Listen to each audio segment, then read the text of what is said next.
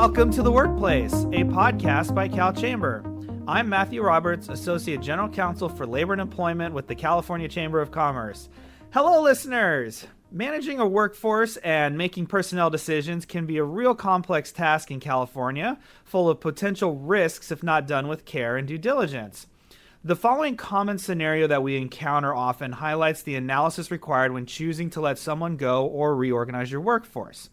So we have an employee we recently hired that is not meeting expectations for the position, and we want to reassign those duties instead to existing staff and either quote-unquote terminate the employee or quote-unquote eliminate their position through a reduction in force.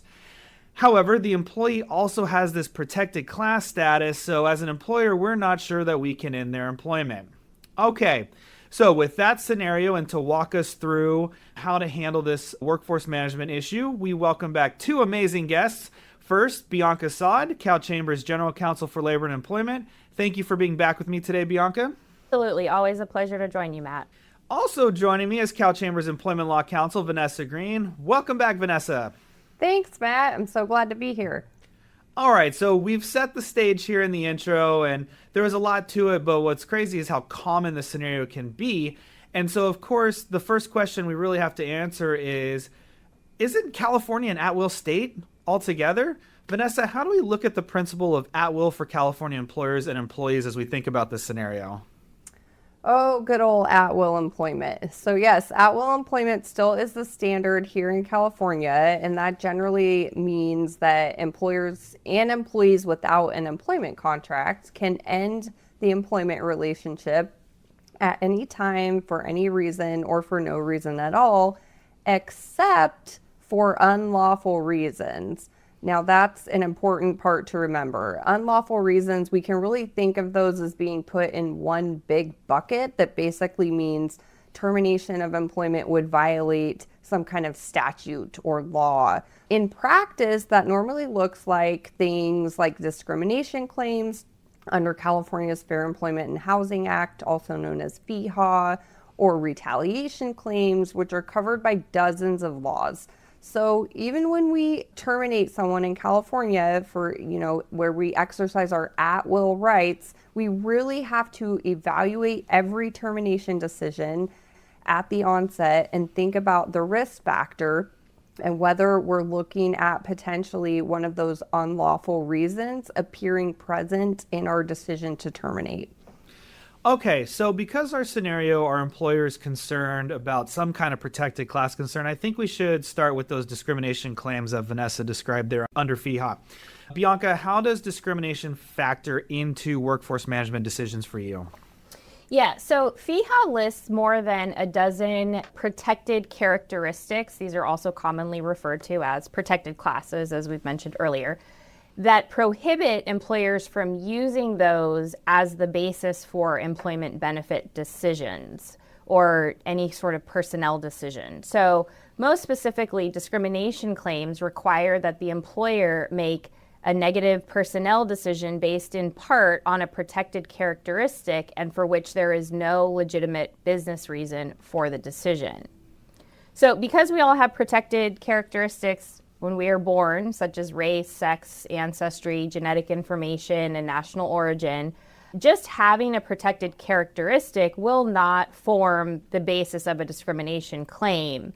So it's not just about having a protected characteristic that is going to prevent somebody from being terminated from employment. It's if the decision is motivated by that characteristic. So that is really what is making the difference in terms of whether something is discrimination or not.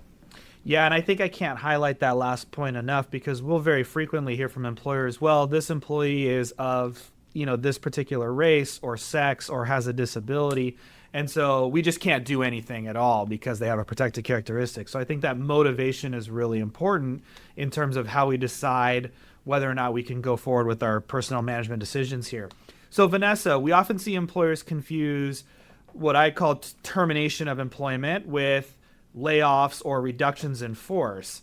Is there a difference in those concepts?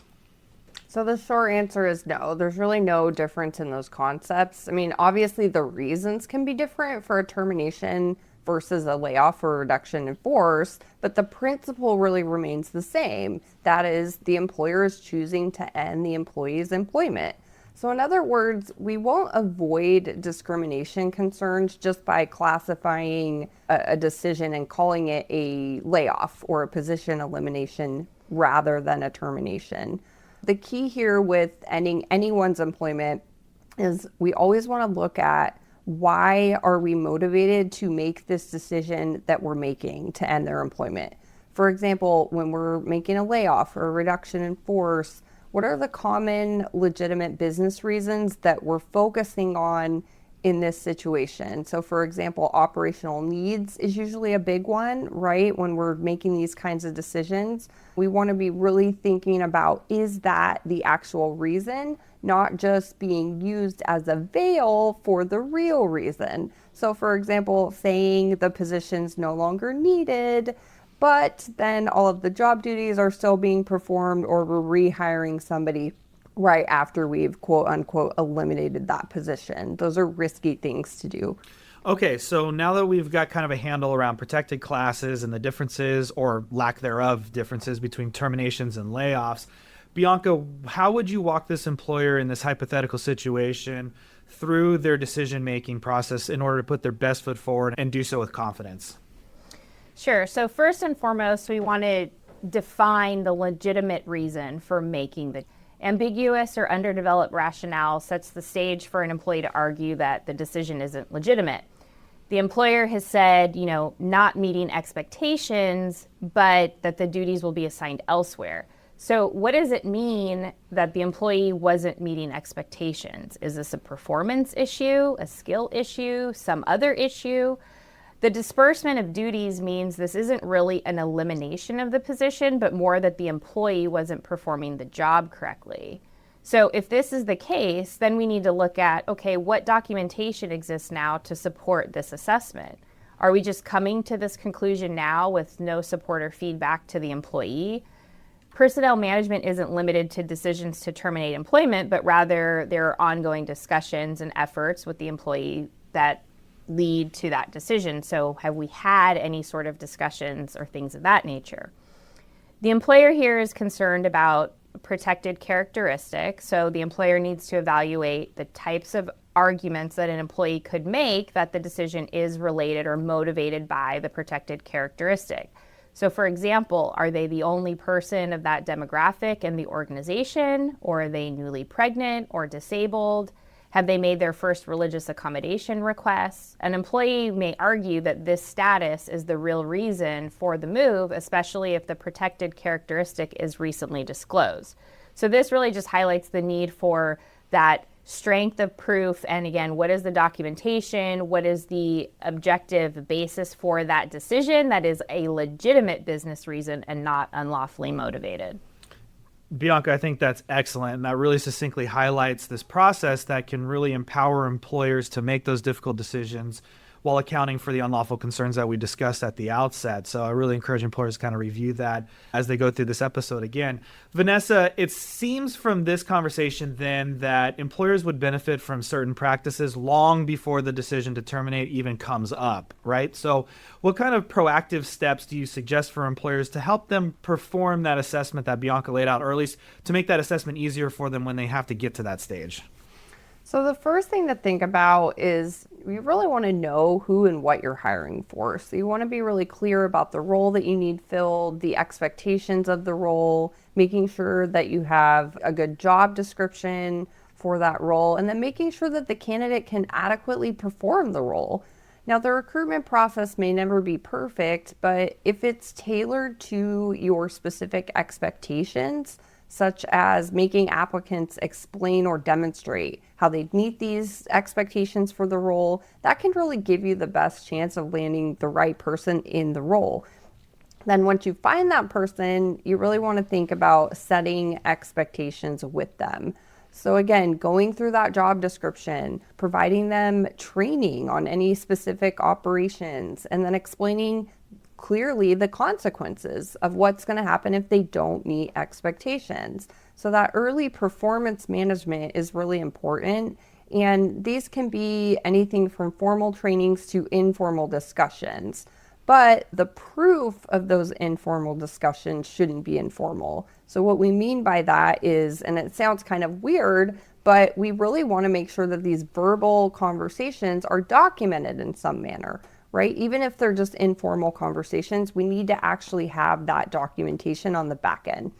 So continue to communicate effectively if issues arise. If we do this, then the decision to terminate an employee, if it gets to the point of like poor performance or they're violating our policies, it's not going to come as a surprise to the employee or anybody, right? Because we've gone through all these steps to really make sure we've outlined what our expectations are. We've communicated that. We've communicated very clearly when they're not being met and what the consequences would be if that doesn't change. And so that's really the type of situation we want to see leading up to ending someone's employment.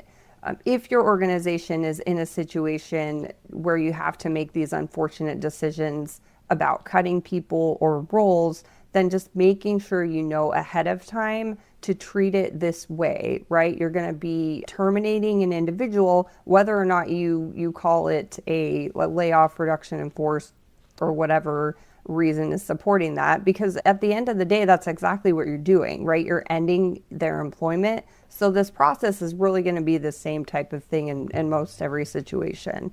Well, this was a real amazing discussion, and I think there's a lot of real good practical considerations that you both have brought to the table for helping employers make the right decisions for their workforce while really accounting for some of these compliance issues that pop up regularly. So Bianca, Vanessa, thank you both so much for participating in this discussion with me today.